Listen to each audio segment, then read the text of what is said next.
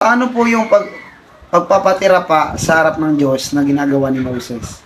Ang pagpapatira pa sa harapan ng Diyos, Borda, ay hindi naman niya nakikita ikay dumadapa sa lumuluhod o dumadapa.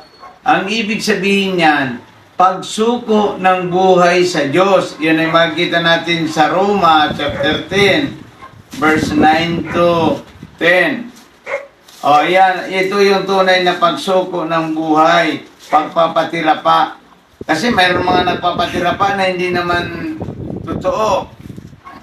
Lumuluhod pero pagka andiyan ka agad, di naman nababago ang buhay. Tingnan natin, sige, Roma chapter 10, verse 9 to 10. Roma chapter 10 verse 9 to 10. Kung ipahayag ng iyong bibig na si Jesus ay Panginoon at buong puso kang sasampalataya na siya'y muling binuhay ng Diyos, maliligtas ka. Sapagkat sumasampalataya ang tao sa pamamagitan ng kanyang puso at sa gayon ay itinuturing na matuwid ng Diyos. Nagpapahayag naman siya sa pamamagitan ng kanyang bibig at sa gayon ay naliligtas. Borda, yun ang pagpapatira pa sa panahon natin ngayon. Ibig sabihin,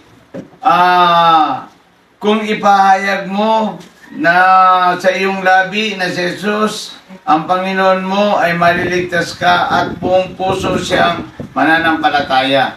Kung buong puso ka nagsisisi at sumasampalataya sa Panginoong Borda, ikaw ay nagpapatira pa na sa Diyos. Yan ang ibig sabihin. Ibig sabihin yan, mataimtim na pagdapit sa Diyos. Yan ang ibig sabihin ng pagpapatira pa.